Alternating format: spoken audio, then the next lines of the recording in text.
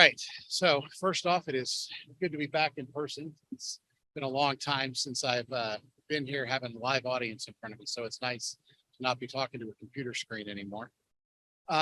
What I prepared for you guys is to talk about cases that I've seen and how my practice has changed since the pandemic. So essentially what we're going to talk about is a snapshot of what my desk or my office's desk looks like the last 12, 18 months and the types of lawsuits that we've seen as a result of the pandemic. So instead of talking generally about real estate cases and how agents get sued or how lawsuits have arisen or what type of lawsuits exist, I'm going to focus on the types of lawsuits we've seen uniquely because of the pandemic. So hopefully that provides some insight. So what, the idea is what mistakes arose or what mistakes are still occurring as a result of limitations that exist in the market because of the pandemic or restrictions that are on agents or inspectors or clients, those types of things, so that you as real estate agents or brokers can advise your clients or your agents in your office to avoid those mistakes so you can avoid being sued and your agents can avoid being sued. So if you have questions about what I'm talking about, you can feel free to interrupt me if it's about something specific I'm talking about you don't understand, or if you have a more general question, feel free to hold it till after lunch and the Q&A part, and I can answer whatever you want then. Sound fair? Yes, sir. So let me get the microphone because Zoom can't hear on the Ys. All right. Hey, Tony, welcome back. Good to see you. Thank you, sir. Is it possible for you to spend a few minutes talking about future litigation that you might see coming as a result of the craziness of the offers that were done with no contingencies, blah, blah, blah, blah? I don't know if you have any words of wisdom around that. Let me do this. I have a part that I'm going to hit that, touch on that. And if it's not what you want, ask me and we can follow up on it. Does that sound fair enough? So what I kind of plan to do is talk about what I've seen, and then I kind of have like my crystal ball prognostication part at the end. So give me a 5-minute warning and I'll skip to that to make sure that I get to it because I don't have a clock in front of me here. So first thing I want to talk about is non-disclosure cases, because that essentially is not only the biggest part of my practice in residential real estate, but it's also the biggest dollar issue when things get litigated. The first type of cases are, believe it or not, cases where buyers did not perform inspections during the pandemic. So despite all of the warnings and all of the forms that CAR has out there about how buyers should do inspections, there were a number of times that we're seeing in litigation where buyers are coming forward saying, well, I didn't do inspections. And the part that's unique to the pandemic is it's not because the buyers were not aware they could do inspections, and it's not because the buyers didn't want to do inspections. It's because there was a time period, especially the latter 3 quarters of 2020, where there were instances where the buyers couldn't, either because the sellers were afraid to let somebody into their house, or they couldn't physically get an inspection team, like a home inspector out there. There was a limited number of inspectors that were willing to do inspections. And if somebody had a short contingency period, they had essentially a forced choice, which was, I have a 10, 11-day contingency period or time period before I'm closing escrow. And the few inspection companies that are willing to do inspections don't have anybody available. So what am I going to do? And we've actually had 2 or 3 cases where the buyer elected to not do any inspections at all and then closed escrow. One specific case that I was going to talk about was at the height of the pandemic, where they couldn't get an inspection at all. And then after they move into the house, they find a number of essentially issues with the roof and water leaks and make a claim for a non-disclosure. And then the issue that they're fighting about in the case is whether or not the seller knew about it. As is the case in most non-disclosure claims, the seller claims, I didn't know about it. And the issue is, well, did the seller know or not? But the seller's defense is, hey, you bought this house, you had a right to do inspections and you didn't do it. And then one of the legal issues becomes, how do these duties work amongst each other? In a normal deal, let's just say a pre-pandemic deal, you have these two conflicting duties that act together at the same time, which is you have a seller's duty to disclose, but you also have a buyer's duty to inspect. Well, what happens when the buyer cannot do the inspection? How does that work? Does it all of a sudden heighten the seller's duty to disclose, where it works like an inverse relationship, where if the buyer cannot do their inspections, then the seller has a heightened duty? So if the seller doesn't do the, you look more closely at the seller's disclosures? Or is it almost like you hold the buyer even more accountable? Like, well, you accepted this risk. This is something your inspector would have found. Your options then were to cancel the contract or delay the close of escrow. But when you accepted the risk and you didn't find something, or you didn't do your inspections, then you can't then turn around and say, hey, all of a sudden I'm now more liable for something that I didn't know about or couldn't have known about just because you didn't find it. So that's the interesting legal issue in those types of cases. Now, the second type of case to talk about is what happens when the buyer had a limited time to do inspections, because this is something that I think you probably saw that was much more common. When the seller says, hey, it's okay to come into my house, but you only have 15 minutes or you only have 20 minutes to do your inspection. And the same thing was being held for the home inspectors, right? Instead of having 3 hours to do an inspection, maybe they had 1 hour. And now everybody, the market's still hot. The market's still going up at the time in, it's the second half of 2020 or 2021. But people are now trying to rush to do the inspections faster, or maybe the only time the buyer got to visit the house was before they made an offer. And then after their offer got accepted, they weren't allowed to come back in.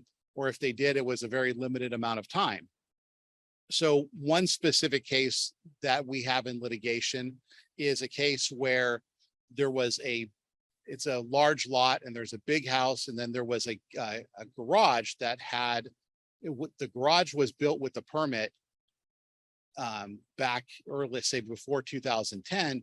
But then at some point after it, there was work done to the garage without a permit to add living space to it. Well, in the disclosures, the seller does two things. One, they say that remodeling work was done to the garage to add living space, but then they also say the garage was built with permits. So the seller is not making this distinction, because both those statements are true. The garage was built with permits and it was remodeled with to add living space, but the seller's not making this distinction to say, but the addition of the living space was done without permits, and the seller's not disclosing that part. But then what the seller does is they say the plans are attached. Well, and the plans are 36 pages of a roll of the actual plans of the work that was done to build the garage. And they say that, basically the plans are left out there for when you do your inspection. Well, then the time of when the buyer can look at the property is only for 20 minutes. So the buyer comes out there. Well, the buyer doesn't notice the difference between these two things. The buyer then buys the house. When the buyer moves in, they find out that the area where the living space had been added on leaks. So they go to make a claim for non-disclosure, saying they after they move in and they find out it leaks, they hire a contractor. The contractor explains, well, the reason it leaks is because this was all added on. It was added on without permits. There's no flashing, there's no vapor barrier. So they make a claim for non-disclosure, and the seller's answer is, well, we disclosed all this to you and it was available for you to see. Now the buyer's answer is, well, I wasn't able to figure all that out in the 20 minutes that I had to look at the property. The seller says, well, you also had a property inspector. And the property inspector, gets brought into the case, and the property inspector's answer is the same thing, which is, I only had an hour to do my inspection. I was looking at mainly the 4,400 square foot main house, right? I only spent 10 minutes walking around the back house and I didn't notice that. And the question is, well, is that now negligent when you have a limited amount of time to do that part of the inspection. And the seller's answer is, hey, I made it all available. That's all I have to do. And the buyer's argument is, no, you knew that you didn't build that with permits. Just saying part of it was done with permits and not drawing this distinction is not good enough. Not just laying out the plans is not good enough. And that's essentially the issue in these types of litigations is, you know, the seller makes a partial disclosure, but not a full disclosure. And maybe the information is there and maybe it's visible, but what happens when the buyer doesn't have enough time to catch everything the seller made available? Is making it available just enough? Is it being visible just enough when you have these two conflicting duties? Does that make sense? Not yet. So that's one of the things that is kind of good and bad when I talk to you about cases that are pending, right? When I talk about cases that are things that have come across my desk in the last 6 months or a year, is a lot of them are still going.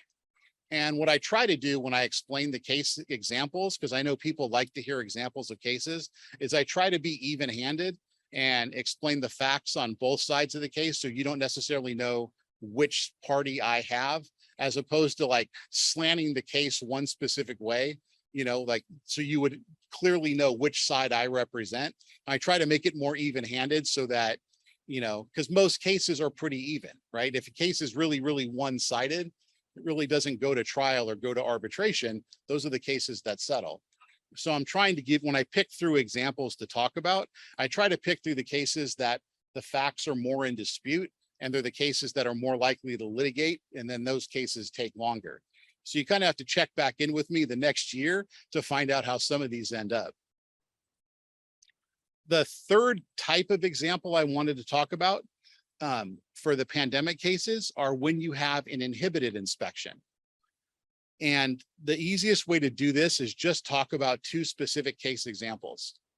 One was a case where the buyers go in to do their inspections and they're there with their inspector, and the house has a basement where there's a wine cellar.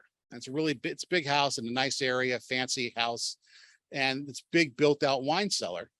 And it's one of the reasons that the buyers are attracted to this house is how big the wine cellar is. It's got a big seating area down there where kind of the person who buys it can hang out down there, drink wine, that kind of stuff. Kind of like a man cave type thing. The buyers close, they move in. And then when they move in, well, I left out one fact. When they do the inspection, they're all wearing masks. So they close escrow, they move in, they walk downstairs to go check out their wine cellar, and they immediately smell like mold and mildew, really strong. They have the inspector come back out, and the inspector goes, oh, there must be water or something. There's a lot of mold here. So they tear out the back wall and they find out that there's a leak from upstairs someplace in the washroom. The water had been running down, and the back wall of one of the back walls of the wine cellar is covered in mold. And the mold's run down and there's mildew and fungus all underneath, and it's a major repair job. So they sue for non-disclosure, and the seller's answer is, well, I never noticed it. And the buyer's answer is, how could you not notice it? We immediately smelled it. And the seller goes, well, if you immediately smelled it, you did an inspection. You should have smelled it then. And the buyer's answer is, well, when we did the inspection, we all had to wear masks. So when I had when we had our N95 masks on and the inspector had his N95 mask on, no one smelled it. But when we came back in and we're living in the house and we don't have our masks on, we go downstairs, we immediately smelled it. And the seller's answer is, look, I think that's subjective because I've lived in the house and that's not something I've ever noticed. And now that's the dispute, which is it, did it get worse? Did the smell get worse over the time when the buyers finally brought the claim? Because the seller's answer is, look, I lived there. I was down there all the time. I never noticed it. So that's the issue in dispute. But what happens, because the buyers, when they first came through, because they had masks on, is it something that was there and they just weren't able to smell it because of the masks? Or was it something that was not there at the time, but became worse after the close of escrow? Then the second example is permits. We always, in the industry, we always tell buyers that it's their duty to go look for a permit file, look at the permit file. So in this specific case, it was a house with an ADU in the back that had been, the seller was renting it out. The ADU had been there for many, many years, had been through had been through 3 or 4 different owners. So the seller discloses, I don't know if the ADU has a permit or not. And it's clear from the disclosures, the seller is taking the blind ignorance approach, right? Which is, I don't know, and I didn't go check, and I didn't go ask because I don't want to know, because it's probably not permitted and I don't want to be told I can't use it. So the seller's just renting it out. But the buyer wants to know. So the buyer goes to check the permit file. And it's in the city of San Jose, but at the time it's during the pandemic and the office is closed. So the buyer can't go check the actual permit file. The only thing the buyer has access to is the online file. And the online file says that there's a permit for the structure. And for those of you who have seen this movie before, what it turns out, so they buy the property, they close escrow, and then after they close, they go to apply for a new permit to update the ADU. And the city looks at it and goes, no, that's not permitted as an ADU. That's permitted as a garage. And what had happened at some point 20, 30 years ago, somebody had taken the permitted garage structure, illegally converted it to an ADU without a permit. And now the person who buys it is stuck either, the city's like saying either tear it down or you have to apply and get it permitted correctly, which is, $200,000. So now the buyer sues for non-disclosure and the seller's answer is, I told you I didn't know. You needed to go check for yourself. And the buyer's response is, I did all that I could, right? Other than that, I was precluded. There was no physical possible way during the pandemic for me to go check the actual permit file. So again, we get back to the same issue, which is how do the responsibilities shift when the buyer's being told to go do something that's impossible? The other type of, so shifting, so that's non-disclosure cases. The other thing I want to talk about are other types of cases that have spiked during the pandemic. One other type of case are boundary cases. And what I include in that are easements, encroachments, boundary disputes, like where the boundary line is, and fence disputes. People who, for whatever reason, do a survey and find out the fence is across the property line one way or across the property line the other way, and they want the fence put back onto the property line. This is completely anecdotal. And what I mean by that is this is my opinion based upon my practice over 25 years. All I can say is I have seen a vast increase in the number of these types of cases. And the number of people that are willing to spend tens of thousands of dollars fighting over things that many people might consider inconsequential. And I'm going to talk about a few specific examples so you understand what I'm talking about. But I have, and I'm not going to go into great detail, but just to give you an example, I have a lawsuit pending to move sprinkler lines 6 inches. Okay. I have a case pending to move a fence less than a foot. People have become very, very possessive of property rights. I don't know if it's because, I'm not a psychologist. I don't know if it's because people have been trapped in their houses for a period of time. I don't know if it's because people have saved money and they're more willing to fight about these things. I don't know. All I know is in the old days, and by that I mean before 2020, I used to have like this pat speech where I would say, this is the law on fences. This is the Good Neighbor Fence Act. You send them a letter, you try to work it out. And if you can't work it out, you have the right to replace the fence and sue them for 50% in small claims court. And that was pretty much the end of it. I charged people for an hour of my time. I'd educate them on what the law is.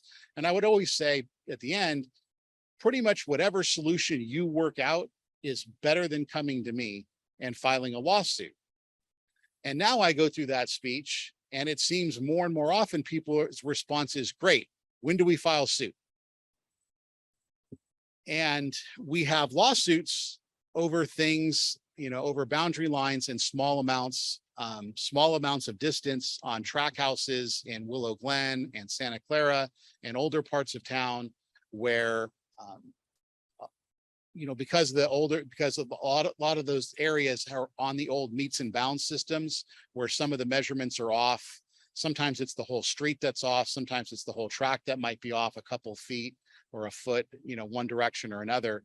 So you go out and someone, usually it starts this way. Someone buys an old house, goes to knock it down. They do a survey.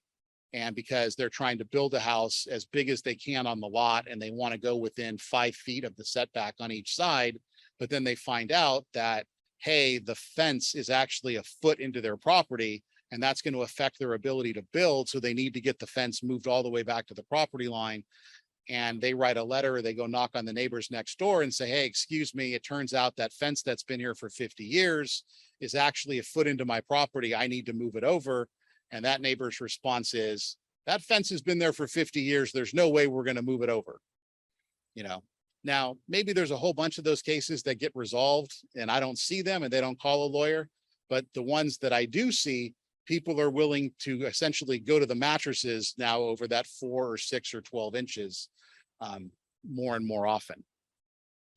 Another example of an interesting case involves an access road. And this is a property out, I believe, in Boulder Creek, where it gets listed, the agent listed on the MLS, and it says 2 access routes to the property. And it has, each of the roads there's 2 private roads and they each have a name. And the way it's described is it says, the owner is a member of one HOA, and that HOA it takes 20 minutes to get there off the main public road, off the highway. But you have the option to join the other HOA, which is only a 5-minute route off the highway. So the buyers buy the property, and the day of the open house, the buyer takes the 5-minute route. And if you do Google or Waze or any of those common apps, they all direct you to the 5-minute route. So the buyer buys the property, and there's 20 members in the HOA that has the 5-minute route. And there's 5 members in the HOA that have the 20-minute route. And the buyer's initially in the 5-member HOA that has the long way to get there. So he calls up the HOA, the bigger HOA, and says, I want to join your HOA and have the 5-minute access. And the president says, oh no, we're not going to let you in. And he says, well, wait a minute. The seller said I had the right to join your HOA. And the president says, no, we don't want any more people. So the buyer then tries to drive that way and finds out there's a gate and he can't get through. And he goes, well, wait a second. On the day of the open house, that gate was open. How did it get open? And it turns out the seller had a friend in that HOA and had the gate open for the open house. So the listing agent either knew about it or somehow, the seller made sure that to get the gate open for that day, knowing that that's the way that Waze and Google were going to direct everybody. So now the buyer's suing for non-disclosure, saying you essentially, misrepresented that there were 2 different ways to get there.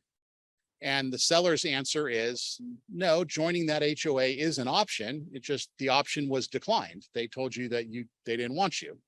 But theoretically it's an option and you have access that way in an emergency if need be. And that's what the dispute is over, right? But the point is that this is something that I would have thought in the past would have been the larger HOA would have let in 4 or 5 more members in an area that's that far off the beaten path. And if nothing else, it's spreading the risk or the cost of road maintenance over a few more people. And nowadays, being in this negotiation, the larger HOA, the response is, we just don't want 5 more. If we let you in, we may have to let these other 4 people in too. And we just don't want more people using our road out in the middle of nowhere. Right? And it just seems that overall people have become just more willing to take unreasonable positions on all types of easements and boundary disputes. But I'm saving the kind of most unreasonable one for last. This is one of those, I won't call it a 0 lot home because it has a little backyard. It's a tract of 16 houses. And the plaintiff's house has a backyard that is maybe 30 feet by 30 feet. It's a really small backyard. And part of and in the backyard, if you walked out the back door, half of the backyard is a wood fence. So there's a wood fence on the left, and then half of the back is a wood fence. And then half of the back is the neighbor's house that serves as the end of the backyard. And then the right side is a fence. And on the right side, there's a gate. And it turns out that probably just as a mistake when the development was being made, is that what you see is not all of the plaintiff's backyard, that there's a little strip of land adjacent to the back house that's 4 feet by 15 feet. So it runs the width of the house, the 15 feet width of the house, and 4 feet away from the house, that actually is owned by the owner of that other house.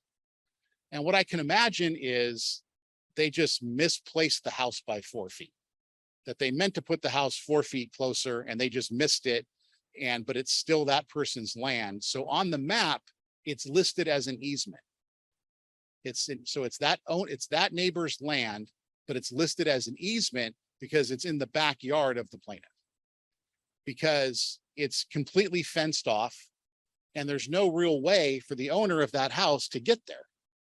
And there's no reason the owner would ever need to get there except maybe to paint their house. That would be the only time they would ever need to get to that strip of land. Well, for 20 years, they live in peace and harmony. And one day the fence gets blown down and a new part of the fence has to get put up. And adjacent to the house, the fence had always been a post in the ground. And the new fence guy comes out, and instead of putting the post into the ground, he bolts the fence to the house. Okay. And this sets off World War III. Now, the repair is to pull the bolt out of the house and repair the stucco, which would cost about $1,000. And the plaintiff, who ends up being the plaintiff, offers to do that and actually does it. But in the course of figuring all this out, now the neighbor finds out that they actually own this little 4 by 15 strip of land. So their obviously only rational option is to rip out the entire fence and put a gate in so that they can get to their little strip of land. And they put in a see-through wrought iron gate so that they can forever stand in their front yard and see their little strip of land. The people that own the house then don't like that now the whole neighborhood can, because it's right on Blossom Hill Road, can see into their backyard. So they start hanging things on the gate so that you can't see through it. So the neighbors don't like that. So they rip everything off of it and now hang a video camera, a recorder, on a tree that now stares at the iron gate so they can see who's going to touch their gate, which of course causes the other neighbor to hang a video camera on their house that stares at the iron gate to see who's going in the easement area. I'll fast forward to the end. There's now a lawsuit with mutual restraining orders against each other, sandbags lined up in the easement area, and a planter box built into it. And we're waiting for our trial date. I don't know where we jumped the shark or why, but that's how quickly, within like a 4-month period of time, people just, it's like everyone's taking this is my land. And and this is how it was done for so many years before, and this is how we're going to use it, and this is how it's going to be. oh, each side has got to be in 40 grand. And we're nowhere. Like, we don't even have a trial date. I know I'm probably coming up on time soon. How am I doing on time? All right. Then the last type of case that I want to talk about that spiked are partition cases. A partition case is when you file a lawsuit asking the court to sell your house or sell your property, I should say.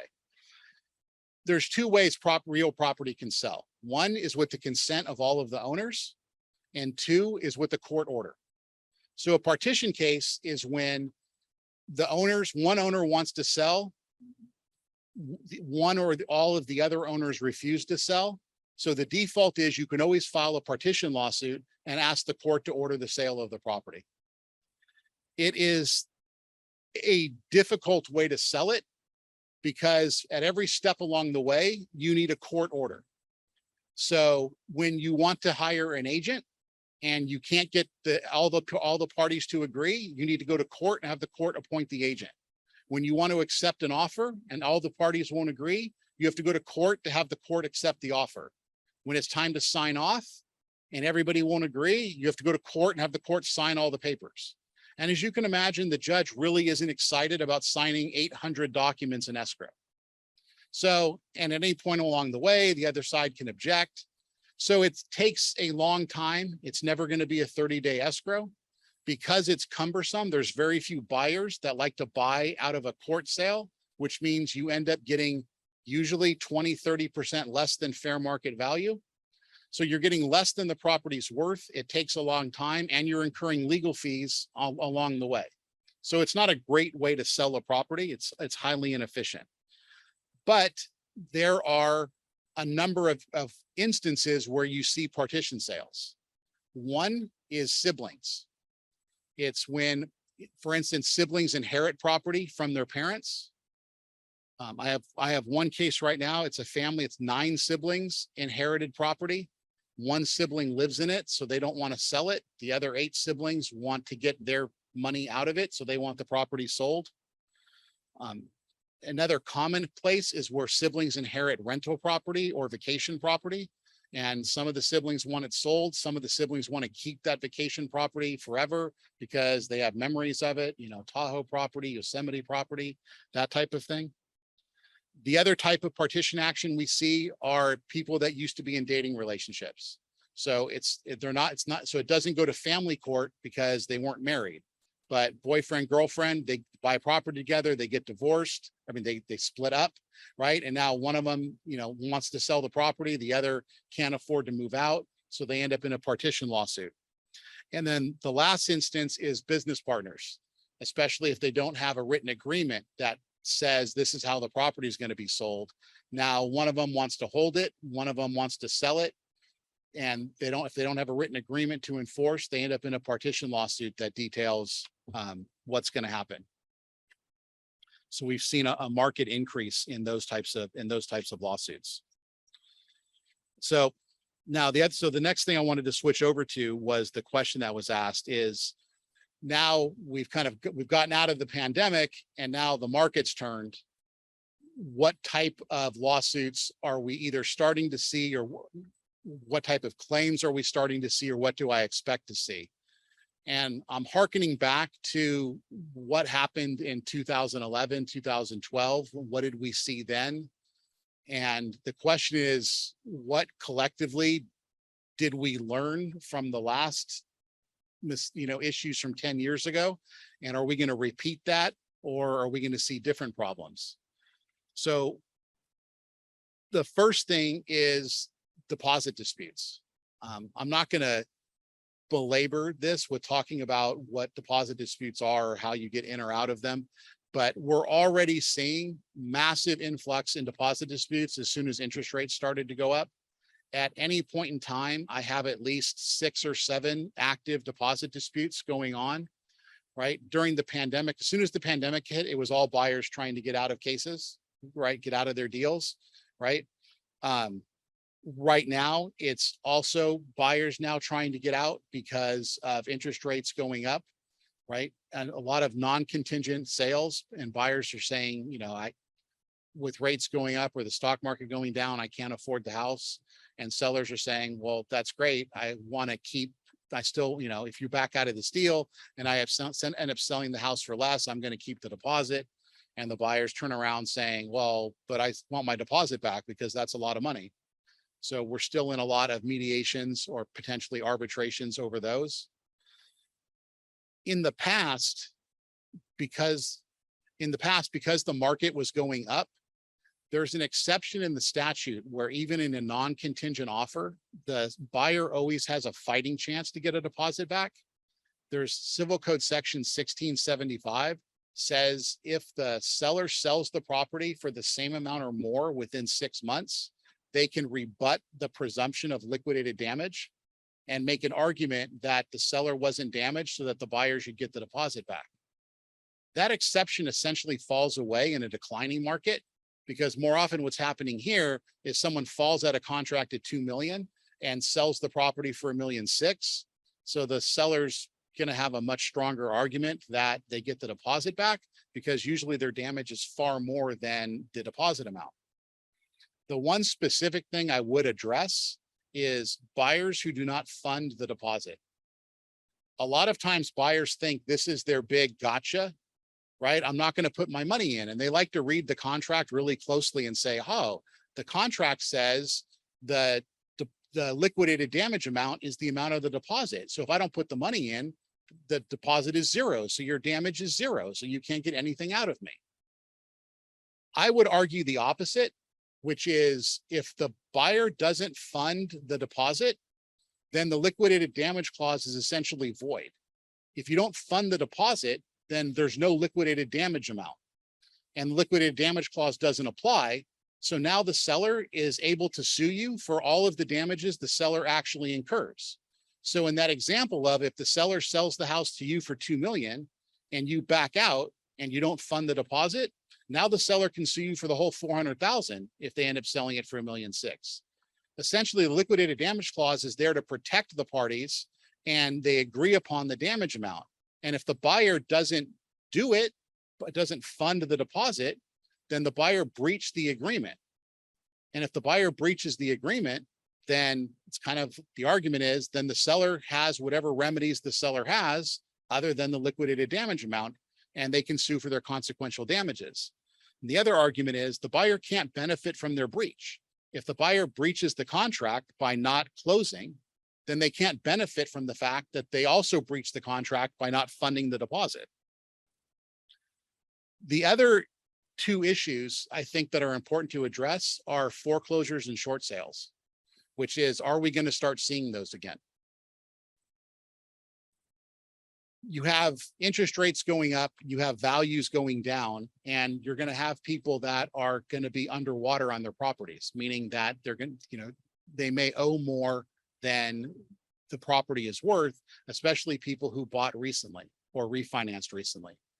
And the question that's unknown right now is how many people are on adjustable rate mortgages where the increase in interest rates may make those properties unaffordable to them on a monthly basis. And how many of those adjustable rate mortgages may be coming due in the next year, 2 or 3, while the market is still down. And I haven't seen anything yet that tells me about that. And then the other question is going to be, if there is an inventory of people that default on mortgages, what do the lenders do? Because last time the lenders foreclosed on a lot of those properties and created this big glut in the market. And then that drove drove values down too, because there were so many foreclosures on the market.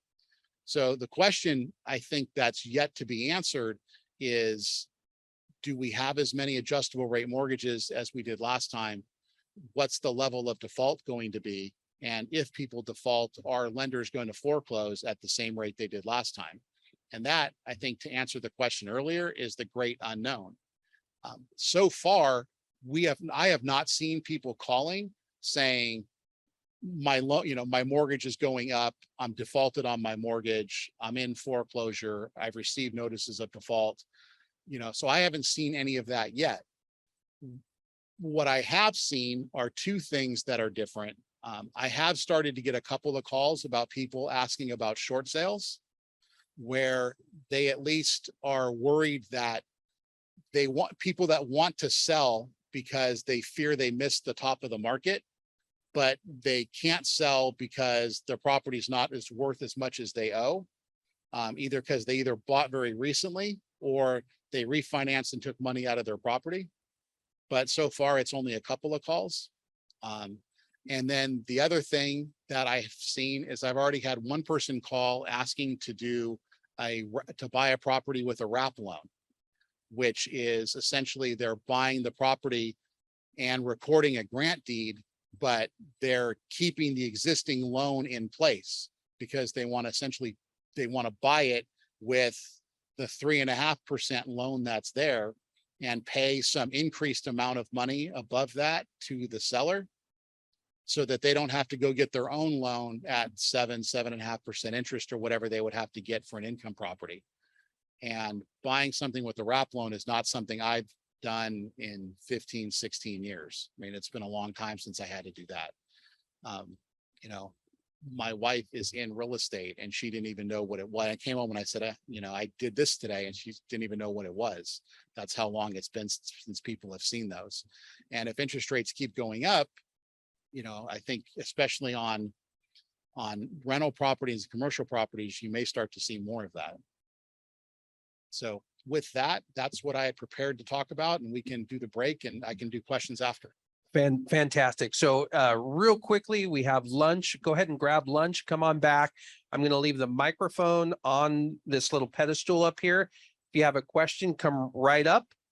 And then we'll do that for about 10 or 15 minutes or until the questions are done. And then we'll move on to the rest of the program.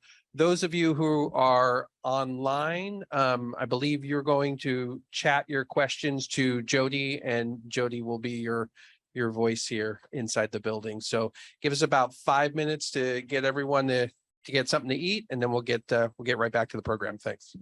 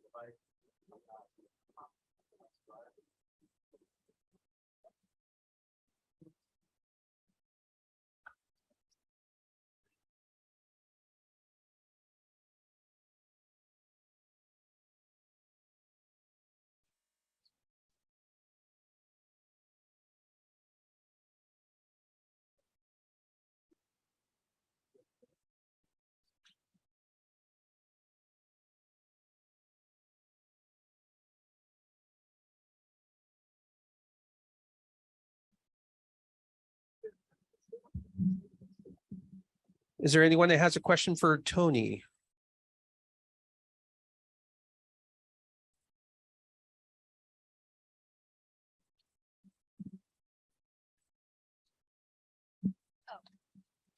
So my question is kind of on the social media side of things. You were talking about the neighbors who are filming each other and all of those types of things. For those of you not on TikTok, there's a lot of these disputes that are being put on social media, where each neighbor has a social media account like TikTok, and they're putting these things up back and forth and referring to each other, and people are weighing in the comments. I'm wondering if those types of things where the clients are putting things on social has anything to do with outcomes of cases, or if you have to tell them like, you need to stop doing this by airing everything out. So I am fortunate that at least none of my cases, I've had that happen yet.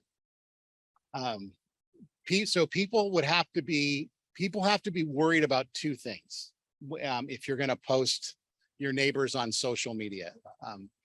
The first is violations of privacy. Because if you're videotaping somebody in their own backyard and then posting that on social media, you may be committing a tort of violating somebody else's right to privacy, which is a problem. The second issue is, depending on what you say about your neighbors or what you write or what you post, it may be defamation, which is also a problem. Now, truth is a defense to defamation, but people may not always post the truth either. And you may, one way or another, end up in a lawsuit about what you said or what you posted. So that, whether it's a privacy lawsuit or a defamation lawsuit, that scares me one way or another, just to get in a fight over what you want to put on TikTok or Nextdoor or whatever. So that would be my short answer. And I- So I'm sorry. On the non-disclosure examples that you gave, where do you see those falling? I mean, I'm selling a house, there's an ADU, it's unpermitted. The seller doesn't disclose that. I don't know. I mean, what is is it normally the sellers that get because they didn't fully disclose, or how does that normally work? So at a macro level, I would answer it this way, which is this would be the advice I would give you as agents and brokers. In a transaction, especially in as-is sales like we have here in California, after the close of escrow, the most likely reason a seller gets sued is for non-disclosure. Okay. And for a buyer, if a buyer, after the close of escrow, the most likely reason that a buyer would be involved in a lawsuit is going to be to sue for non-disclosure. Okay. Given that reality, as a listing agent, you should allocate your time accordingly. So when you go through the disclosures with the seller, like the TDS and the questionnaire, you need to make sure that all of the questions are filled out, and that anywhere they fill out yes to a problem, there needs to be an explanation that makes sense. Not a fragment of a sentence, not a phrase, right? So like if the question is there water intrusion, right? The answer shouldn't be puddle, right? Or the answer shouldn't be front lawn. That doesn't make any, right? Okay, that's a location, but that's not, what's the cause, right? Has it been remedied? What did you do to fix it? Right? So the point being, as a listing agent, you want to make sure everything's filled out completely. It all makes sense, and that that the sellers are disclosing all of the information they have, and that you go through it with the sellers. So in terms of allocating your time, if that takes hours, then that takes hours. If they have documents, attach it, or, make sure that those, like if they have repairs or estimates or pictures, right, just produce all of that, because that's probably the best spent time, because it's what's going to avoid them getting sued. Or if they do get sued, that's what becomes your best defense. Conversely, as the buyer, because it's the most likely thing they're going to sue for, then it's important that the buyers go through all of the disclosures, go through the inspection reports. So when the inspection report says, like when the home inspector says there's a crack in the foundation, you should have a soils engineer look at this, then as an agent, you need to tell them you should get a soils engineer to look at this, right? Now, you can't make them do that, but you at least want something in writing showing you told them to do it. And if they decide that it takes too long or it's too expensive, then so be it. at least you have a record that you told them to get another expert to look at something. Okay. The point is allocate the time in the transaction to the things that are most likely to be bad outcomes. Far too often as a lawyer, when I play Monday morning quarterback going through a transaction file after the fact, agents look like pass-throughs, especially now that agents have these teams and have these lower people that handle the paperwork.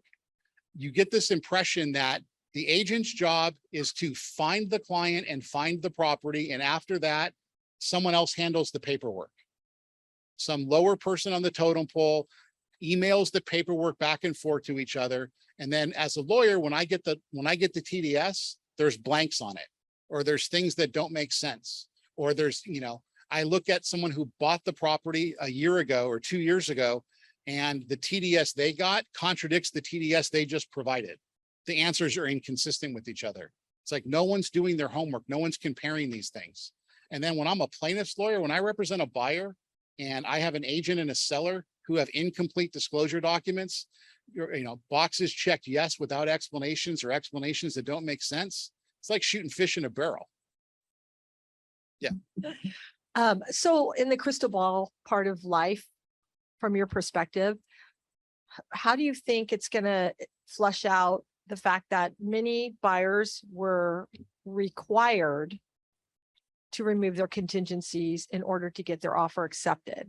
Now, there's a difference. Like, for example, I had a client who I did not go in non-contingent, and the counteroffer said they had to remove their inspection contingency if they wanted to get their offer accepted. Now, lo and behold, they had inspections on the home, but I noticed some stuff that I didn't see on the inspection report. And when I contacted the pest inspector, they were told that it was noted not to inspect the deck that's attached to the house upstairs. It's their backyard. And when I had the inspection done, there were problems. But that being said, most of us don't have the practice of going in with non-contingent offers, but there were times when they got a counter offer and the buyer chose to do that. And then there was problems in the future. So how does that pan out legally? Okay. So we're amongst friends here. So I'm going to be honest with you. Okay. No buyer has to buy a house non-contingent. Okay. That is a lie that buyers tell themselves. You do not have a right to buy a house on the terms you want to buy it. You make an offer. If you make a contingent offer and the seller responds with a counter offer that says you can only buy this house non-contingent, you have the right to reject that offer and not buy this house. Okay? As soon as you accept the offer to buy it non-contingent, you chose to assume a risk that some people would not assume. And when you assume that risk, you now take all of the liability that comes with it. So if you buy a house non-contingent and it turns out to have problems, you inherit all of those problems, and you inherit all of the defenses that the seller has with it, right? There are 3 types of claims when you buy a house. Okay, there's 3 claims.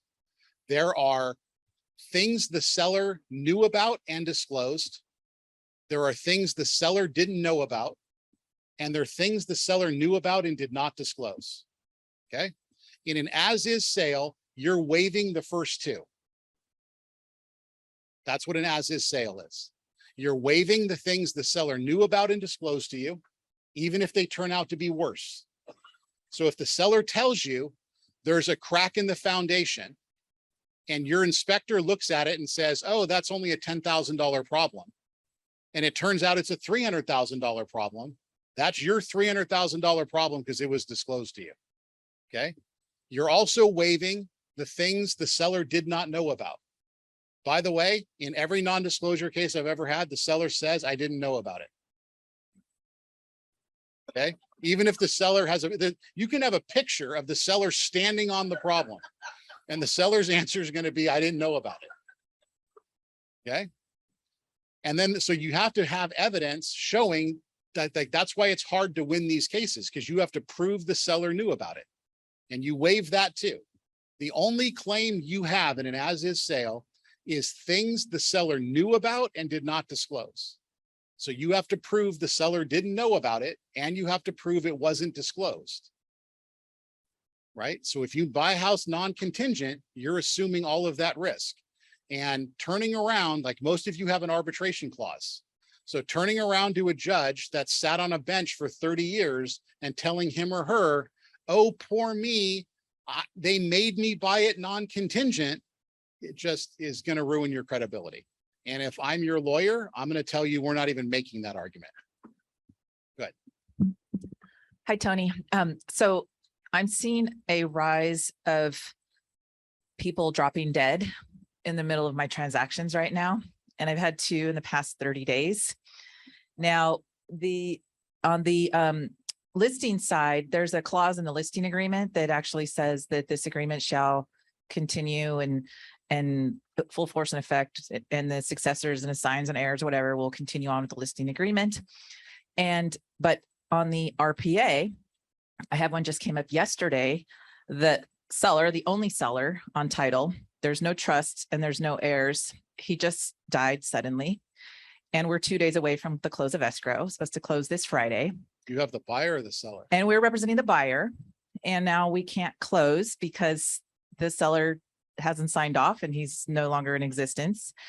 And now some nieces and nephews have come out of the woodwork and disputing everything. And so everything's kind of up in arms. And our buyer is kind of like, yeah, well, this sucks, but maybe I'll just walk away and go buy another house. I don't want to wait for this to go run its course through the probate. But now there's nobody to sign off on the release of the earnest deposit and they want their $79,000 back. So it's getting tricky. And there's no clause in the RPA that deals with the fact of what happens with a seller if they were to die in the middle of the transaction. And so anyway, I just wanted to bring this one up because this is some of the new types of issues that I'm seeing. I can honestly say that I have not had that happen. Like outside of a trust. I mean, I've had people die in a trust because I've had cases where someone was old or someone was incapacitated and there was someone to sign for them. So do this, call me and I'll look at that for you because that's interesting.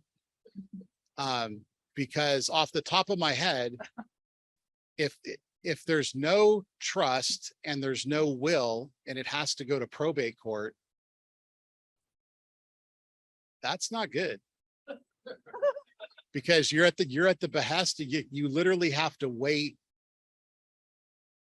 You'd have to wait for someone to an executor. So the only way that the deposit, so to buy the property, you'd have to sue for specific performance, but there's no one to sue until an executor gets appointed. That would be a nightmare. But to get the deposit released, you could at least sue in court and sue all known persons. Like you could basically sue like a Doe estate and at least get in front of a judge. Right? So there at least might be some way to fashion it, at least to get in front of a judge. Right. And so that's one course. If they want to buy it, this will get drug out for many Buying months. it would be a nightmare. But to get out of it, just to get the money back too, it's a challenge. And now the buyer has damages because he was planning to move in this weekend and now he can't. And to go buy another house now at the higher interest rates, it's going to affect him too. So who's going to pay the buyer's damages? The dead guy, but that's a problem. The dead guy. And how does he get his money back? So it's a big mess. So. Yeah, sometimes you're just unlucky. Unlucky Sandy. All right. So we are actually going to stop questioning at this point. We're going to thank Tony for his speech. And please get yourself something to eat. And if you plan to stay and someone has a question, that's fine. If you have to go, we understand. No, Oh, he's going to duck out. So Thank you, thank you guys. very much, Tony. Okay. So now I have the pleasure of introducing our Government Affairs Director, Gina Zari, who's going to come up and talk about some very important stuff.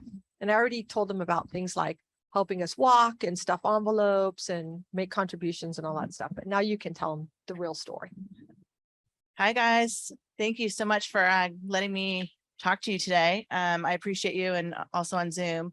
and the role that you have in your offices. And my goal in life at this stage is to get before the leaders of whatever it is. So in your world, it's you guys. In other worlds, it's, perhaps elected officials in my other world. But so getting in front of you guys is the most important thing. And there's a reason. You guys are the people that mobilize forces. You guys are the people that people trust. You guys are the people that that they have their faith in. And so when I'm trying to get the realtors mobilized, this group is key to that, because you're seen as leaders among your colleagues in your office. So I wanted to talk really briefly about how important it is to mobilize members and why it's so important, and what we can do when we mobilize our members, and what I specifically am asking from you guys, because I think it will make some sense about why it's so important that I have a good relationship with you guys in particular. So what I do is I try to make sure that the laws are as conducive to you doing your job as humanly possible. So that means if somebody wants to pass a law, let's say COPA, that would perhaps prolong or delay, or even in some cases destroy your deal, because it will make it delayed by 90, perhaps even 180 days. I'm going to come in and try to talk to the elected officials and explain to them the consequences of that. In some cases, I can do it alone, but more often than not, I need your help. I need your voices. I need your members' voices. I need testimonials. I need people bringing up unique scenarios, like Sandy just brought up, unique scenarios that make elected officials think. I can't come up with every scenario. I can't come up with every solution. But when I bring in the realtors to help explain their world and why the elected officials should not pass, say, COPA, it makes us a stronger unit. So that's one small way in which I need your help. Another way is just mere brute force. When we have some elected officials that are set in their ways, that are not going to change their mind on an issue, we could use COPA again, we could use rent control, we could use any number of point of sale, any number of policies that interfere with your business and your transactions. When they're not willing to listen, that's a whole different story. And that's what we call the need for mobilization. Mobilization is just merely getting a bunch of people together with the same interests to do something that looks like a lot of people are very interested in that. It's in my world and in what I do, it's the reason that I'm here, and the reason that I think, one of the main reasons I think you have an association is your voice is much stronger when there are hundreds or thousands of you speaking than when there's one of you. So it's extremely important that we utilize, in my opinion, this is Gina's opinion, it's extremely important that we utilize that cohesion, that numbers, that ability to mobilize numbers, to coalesce together and be a force among elected officials. If they're not listening to us, we need to show up in force and say, listen, we're going to make you listen to us. We're going to make you listen to our issues. So that's what I do. And that's why it's so important to get before you guys and to have a relationship with you. And I'm going to make a few asks from you, but one of them is that I can be introduced to you, your offices, your staff members, your members, if you would be willing to bring me in front of them and I can explain to them what I do, that would be really helpful. I'm just going to really quickly, because I don't know how much time I have, but I'm going to really quickly talk about what happened in San Mateo, because that was the last time that I was able to mobilize people, realtors in a meaningful fashion, but it was incredible. And I think it's so important for you to know what they were able to do, because it's something that's really never been done before in politics that I've ever seen. And I've been in politics for 26 years now. And, but it wasn't, it was some of my knowledge, but it was mostly the ability of the realtors and how much you know the community and how trusted you are in the community that did what we were able to do. And that was, we had, 2 rent control measures that were coming forward just when I started with the realtors in 2015. 2016, we were head on facing 2 rent control battles in 2 cities.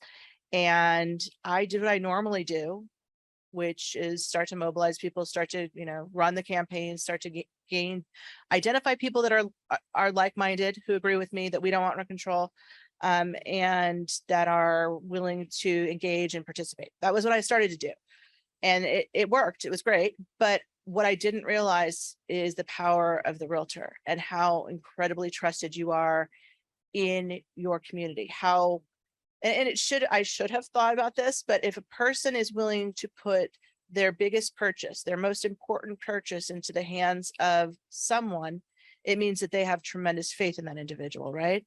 That's what you guys are. You guys are the most trusted person in a lot of people's lives. And it didn't really occur to me until I started to mobilize the realtors in San Mateo County.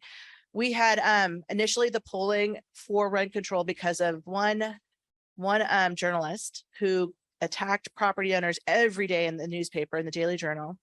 The polling showed that rent control was in the high 70s in popularity. So most people would say that it's impossible to kill something that's in the high 70s. I mean, that's generally understood. If you're at 60, it's very difficult to kill. But 70, impossible. And then above 70 is just absolutely insane to try. We did try because my committee didn't, my government affairs committee didn't want rent control in the area, wanted to try. And so I went forward to try, engage the realtors. I've never, ever in a campaign, including congressional campaigns, ever bought signs by the 5,000s. That's what I was doing. I bought 3 sets of 5,000 signs and had them all over San Mateo and Burlingame, all over the peninsula. It was insane. You couldn't go down a street without seeing sign after sign after sign after sign. That's what the realtors do. The realtors engaged, they were motivated, they mobilized, and they were able to move the needle from people supporting rent control 77, 78% to what ended up being a 68% loss for that measure. That's a 45-point shift. That's never been done in politics that I've ever seen. I've never heard of it done in politics. And I'd like to take credit for it, but but it wasn't me. It wasn't me. It was the realtors. It was the power of the realtors. So I say this, and I've said this to other groups repeatedly after it happened. I went to the California Association of Realtors and explained over and over again, this is what you're capable of. With the right leadership, with the right direction, you are capable of moving the needle in a fashion that I have never seen, nor has anyone ever seen before. That is powerful. And so I'm not asking you to do that now. We don't have a rent control battle at the moment. I'm just telling you this because I need you to understand what I saw. And what I saw is something that's never been done in politics before, not even close to that. So we kind of made statewide, got the attention statewide of those in political circles because of this massive victory that everyone said we were going to lose. That is the power of the realtor and the trust that you have in your community. I had one woman who, I'm not kidding, she probably placed 400 signs herself just because her clients trusted her judgment. That's something you can't replicate in any other industry that I'm aware of. I don't think any other industry has the same reach. So when we join the politics with the realtors and we do it effectively, I think we can literally move mountains. So actually not literally move mountains, but you know what I mean? Figuratively move mountains. That is something that drives me crazy. They use the word literally, but we'll talk about that some other time. Okay, the other thing I wanted to talk about, and it's very important, is RAF. Realtor Action Fund. I know you guys all participated. I know you all see its value, or at least I hope you do. That is the money that we use to get our elected officials in place, put them in place to make sure that they're elected, to support them, to give contributions to them, but also to give them help when we've exceeded or when we've hit the contribution limit. That money is extremely important. So it's also very important that we get your members, those in your office to contribute, even if it's a $20 contribution. Just the fact that they're contributing is meaningful, and it makes them pay more attention to what we are doing in government affairs. So that's what I'm asking, is that you encourage that, foster that, and allow me to come in and talk about how important it is, because without the funds to fight these battles, we wouldn't be able to be effective. So those are the two things that I'm asking from you on Zoom too. Please let me come into your offices. Let me talk to your members and explain to them how powerful they can be if they respond, even to the calls for action, or we call them red alerts at the state level and calls for action at the local level. Those are extremely, extremely important when we are showing an elected official what we want or what we need. To not have a powerful response says something, and to have a powerful response says something, right? It says quite the contrary. So it's extremely important that they're engaged. And I have found that even if they make a $20 contribution a year, $20 a year, they're more engaged, they're paying attention because they have some investment in it. So please allow me to come in to talk to your members and to engage them in this process. You guys pay your dues to this association, and I know we've got phenomenal leadership at this association, incredible board member, incredible CEO. But the other benefit that you have is just the union of your voices. And that's what I do. So I am going to do everything I can to get you engaged and to make your voices louder at the local level with our elected officials. So that's what I do. Does anybody have any questions? Am I supposed to? Oh, please. My email's easy. My name is Gina. Sorry, I have a retainer that's makes me not quite as clear. Gina, Gina @score.com. So that's how you can reach out to me. Of course, I want you to have my cell phone number. I can give that to you now if you'd like it. If you guys have pens, it's 650-350-2526. And please call me or email me, text me. I would love to come and talk to your offices and just let them know how incredibly powerful you guys are. I just think every realtor needs to know what this association is capable of. Be very proud of yourselves.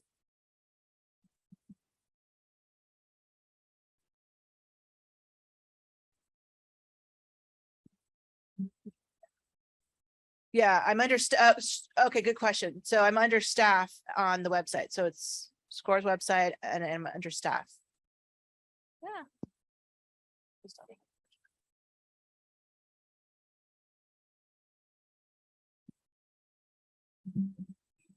Yeah, but you need to come up so. So our president's talking about RAF, Ruff, sounds like it's a dog or something there. Why would I donate to Ruff? Oh, thank you. Okay, so RAF is the Realtor Action Fund, and California has its own. You'll hear our Realtor Party. Yes. You'll hear that. That's the rest of the nation. We have RAF. The Realtor Action Fund is the fund. It's our political fund. It's our political money. And you guys know that without political money, we're a bark without a bite. We need to have that bite. We need to get money behind our candidates. It's so important. Yeah, to be fully funded is critical. And Gustavo, by the way, is the chair of our LCRC. He's the chairperson of the committee that decides where that money goes and how we fight these battles and how we are able to. And it's not just candidates. But let me say one more thing, which is very important. Getting the right candidates in office is the most important thing. It is the most important thing. And people that say they just want to deal with issues, well, if you don't get the right candidates office, you're going to get to deal with a lot of issues, let me tell you. So that's why it's the most important thing. Most important thing, number one thing, is getting the right candidates in office. After that, it's dealing with the issues and the consequences of not getting the right candidates in office. So, you know, that's kind of the way it works. And from CAR. Okay, so the question from Gustavo was to share how much that CAR is investing in this race. And they're investing $1 million in the mayor's race. So that's a lot of money. And why are they investing $1 million in the mayor's race? Because they know how passionate the members are and how engaged you guys are. So let's prove them right. And lastly, is there anything happening this weekend or this week that there could be help if somebody was so interested in helping? the Yes, that's a campaign? great question. Okay, so what we've been doing, our leadership, like I said, our leadership at SCORE is phenomenal. I mean, everyone you see, every single person you see that's in leadership, Lisa, Sandy, everybody that you see that's either on the board or head of a committee or on a committee has volunteered not once, but multiple times. So just know that your leadership is putting their money where their mouth is. So eventually we're going to try to reach out to your members and to you guys as well. It starts, I mean, any leader knows it starts at the top. You got to volunteer first. And then once the people beneath you or see you volunteering, they will get inspired and they will start to volunteer. So that's what's going on. We're volunteering for a few candidates, Johnny Camus, we're volunteering for Matt Mahan. We're probably going to do some volunteering for Irene Smith and Biendome probably as well next week. Next week is GOTV. Does anybody here know what GOTV is? It's Get Out the Vote, GOTV. And it's the last 6 days before the election. It's the absolute most critical time when most of the work is done to actually turn people out. Prior to that, it was all educating and please vote for me, I'm the right person, education. The last 6 days is getting the vote out. So if you want to volunteer, please, I would welcome you with open arms. We're going to have, I'm going to make sure we have our leadership volunteering. They're like, 2 more weeks of Gina harassing me, but it's true. I mean, it is so important that we're volunteering, that we're out there, that we're engaged. It's not just important to the candidates, you know, to get them over the finish line first. It's also important for them to know we support you. We're going to put our money where our mouth is. You're the right candidate. We believe in your policies. And that's how we had discovered what they were the right candidate through Gustavo's committee, the local candidate recommendation committee. It's called LCRC. So that's how the whole thing works. If you are interested in volunteering, we would love to have you. So please reach out to me. You have her phone number. Yeah, you and have her my phone email. number. Thank you, Thank you, guys. Gina. And just so you know, a lot of us volunteer for people that we can't vote for. So it's okay. You can volunteer, whether you can vote for them or not. So I now have the privilege of inviting up Sandy Jameson to give us a CAR update. She is our regional rep this year, and there we go. Thank you, Lisa. I'm going to use the podium.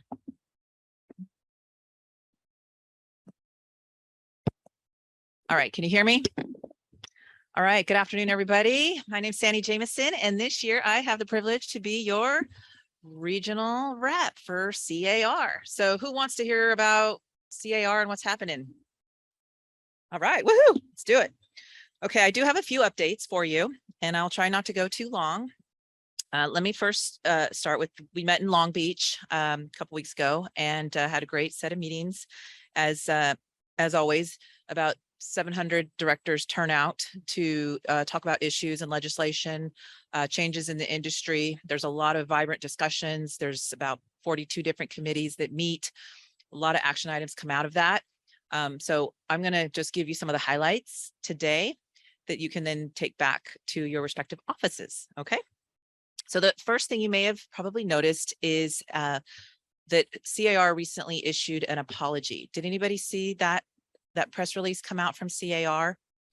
Well, let me just tell you a little bit about it. So the diversity, equity, inclusion and fair housing committees over at CAR put forth a resolution, which was adopted by the CAR board of directors. And I'll just give you a couple of the highlights here. And what that basically means is that in 1963, California's fair housing law, the Rumford Fair Housing Act, was signed into law by the governor, Gerald Brown, at the time. And the California Association, which is now, it was back then called the California Real Estate Association, CREA, it's now the California Association of Realtors, CAR, authorized the expenditure of member funds for a signature gathering to qualify this Proposition 14 for the November 1964 general election. And this Prop 14 overturned the Rumford Act and modified California's constitution so that the state could not prohibit private property owners from discrimination in selling, leasing, or renting residential property, including on the basis of race, ethnicity, marital status, or gender. However, at that time, CREA had actively campaigned for the passage of Prop 14 and encouraged California realtors to support the initiative, and encouraged a yes vote on Prop 14, which was then approved by the voters in fall of 1964. The Supreme Courts then found Prop 14 to be unconstitutional and illegal. And so the CAR Board of Directors has hereby issued a formal apology for these past actions from the 1960s, where they had supported this proposition, which actually had promoted discriminatory practices. And I'm not going to read the entire apology to you. It has been sent out to everybody by President Otto Katrina. It has been put out on their website. It's been put out in a number of press releases, but CAR has issued this formal apology because that is not what we stand for. And so that was, I think, the big news and the big development out of CAR. Okay. Any questions on that? All right, so let's go on to a couple of other updates. Strategic Planning and Finance met. They had to review the budgets, and it's been over 10 years since CAR has made any increases on their member dues. And right now, with some of the funds are starting to dwindle a little bit with the market, their new analysis shows that there's going to be a small increase in dues next year of $41. Okay. But on the flip side, Santa Clara County benefited hugely from CAR this year. As you heard Gina speak, that she was able to work with CAR to secure $1 million worth of funding towards our mayor's race. Now, I want to talk about that for a minute here because that is unprecedented, okay? CAR has never given that large of money to any region in the past. And this is Gina going to bat for SCORE, right? She went up there and she advocated and she met with the executives at CAR and she went in with a big request, and she knew it was the biggest request they've probably ever seen. But you know what? She got them to agree to give $1 million towards our mayor's race because they realize how important that is. And I just want to give a huge thank you to Gina for leading this because she is amazing and we are so grateful to have her. And so with that, seeing that CAR just contributed $1 million towards our local campaigns, obviously we didn't want to give up too much trouble about this $41 dues increase. So we'll take that. All right. Moving on here. So the executive team every year, they recognize honorary members. And this year we had 24 SCORE members who got honorary member for life status. And we usually have a dozen or so every year. And what that means is if you are over the age of 75 or turning 75 within the year, and you've been a member for over 25 years, then once you reach that threshold, then you are eligible to become an honorary member for life. And then you get free CAR dues for the rest of your career in real estate. So we had Santa Clara County had 24 members receive this. So that was great news. All right, so Land Use and Environmental Committee. So we had a couple of updates here. So in the Land Use and Environmental Committee, they have decided to establish a working group to evaluate the statewide water policies and to facilitate development and assure water availability to existing homes within California. Water is a big issue in California. And so CAR recognizes that. We're going to start putting some more effort and committees and work groups behind this to try to advocate for more legislation so that we can actually solve the problem instead of just raising interest rates on raising water rates on everybody and prohibiting them from using water. We need to build dams, like, rebuild the dam in Morgan Hill. We need to put in other infrastructure in place so that we can retain more of the water that we are blessed with, and instead of letting it out to sea. So I'm really happy to see that that Land Use and Environmental Committee is going in that direction. On the Sustainability and Climate Change Task Force, there is one change that we're going to be sponsoring, and that is that CAR will sponsor legislation to mandate a disclosure related to wildfires, climate change, and sea level rise by expanding the state's residential environmental hazards booklet. So this isn't out yet, but this is something that we have decided to sponsor. So maybe in a year or two, we'll actually see it come out. But I think that's a good direction for us to go in, given a lot of the natural disasters that we are seeing. All right, and then last but not least, big update on the forms committee, which is coming out in December. And this is also related to a buyer broker task force. So many of you have probably heard about these Department of Justice lawsuits that are going on, some class action lawsuits in Missouri where NAR is getting sued relating to sellers having to pay the buyer's broker commission and being forced to pay the buyer's agent's commissions and some price fixing and so forth. So there's a couple of different lawsuits right now that are working their way through the courts around this, and it's mostly in Missouri, but it does involve NAR and many other large firms. So in a kind of a defensive or proactive way of dealing with what is likely to come out of these class action lawsuits, CAR has decided they put together a buyer broker task force to take a closer look at our buyer broker agreements. I have a question by the show of hands in the room. How many of you use the existing buyer representation agreement?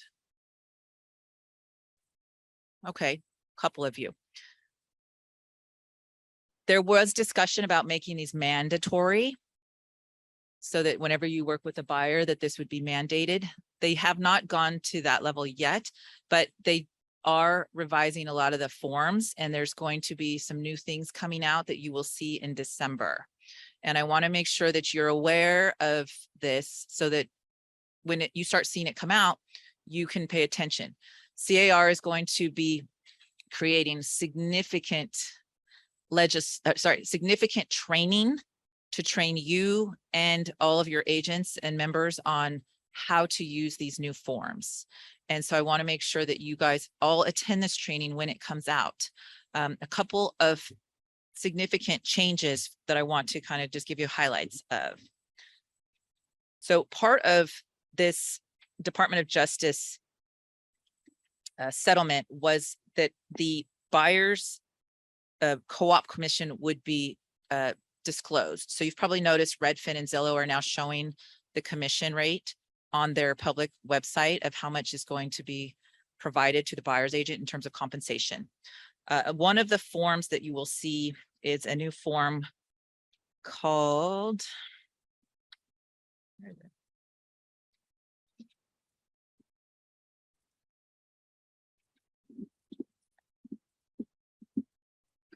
I had it right here. Where is it? Got all these forms here. I'm getting them all confused here. Okay, back here. All right. It's called the Anticipated Broker Compensation Disclosure. And basically what this form is, it's going to establish your procuring cause. Okay, so you would, if you're showing 5 houses to a buyer, you would fill out this form here and you'd list all 5 houses and when you show them that house and what compensation is being offered, so that you can disclose to the buyer how much compensation each property is willing to pay you in terms of the cooperative compensation.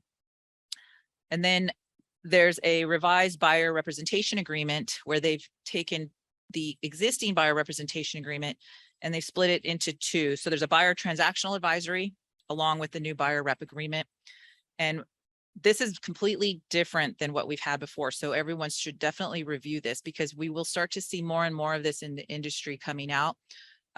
I use buyer representation agreements and everyone in my office does, but I know that it's not that common in the industry and not everybody does. So it's definitely something you're going to want to take a close look at, and you're going to want to learn how to use these, because what's going to happen, even if you don't use them, if you have a listing it's possible that you may see some forms come in where agents are asking your sellers for more compensation. And there's a new form that's going to come out that's going to give you, a buyer's agent, the ability to write an addendum to the contract asking the seller to contribute more towards the buyer's compensation to cover any potential delta. So for example, if you have a buyer's broker agreement, at, let's say 3%, but the MLS is offering 2.5%, then you can make a request for that difference, for example. So there's a lot of forms coming out. There's going to be some new changes. You're going to see these on the RPA. You're going to see these coming through. And so you're definitely going to want to pay close attention to this because it will impact some of your transactions potentially. Okay. Did you have a question on that, Lisa? Okay. You're going to come in. I'm sorry. Okay. Okay. I'm almost done. All right. So a couple more things. Oh, you have a question on that? Yeah.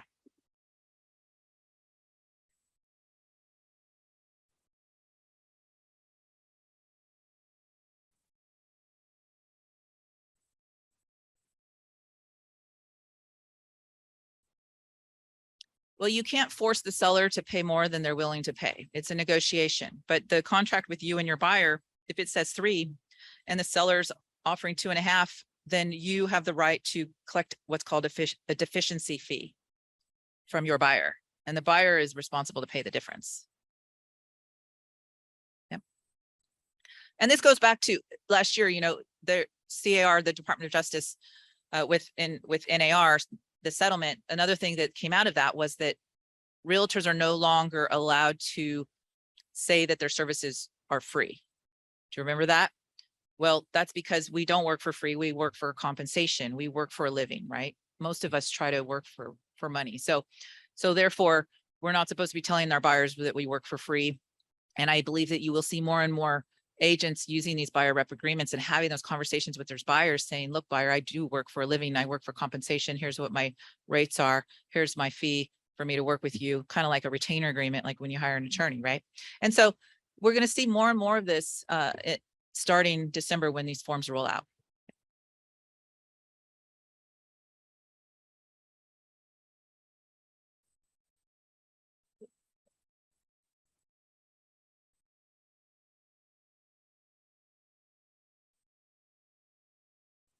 So Sandy, if you don't mind, I think that's probably more of a question for the Yeah. lawyer that was before us. So let's let her finish her update and then maybe you can chat with her after.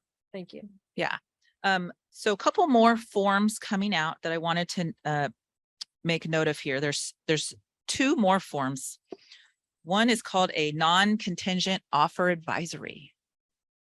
I think this one's long overdue because we've seen these non-contingent offers and then buyers, as we just heard Tony say, they don't know what that really means. And so they're coming out with a new advisory to give to a buyer if they are making a non-contingent offer. So I think that's a great one. And then there is another form coming out called the Solar Advisory and Disclosure.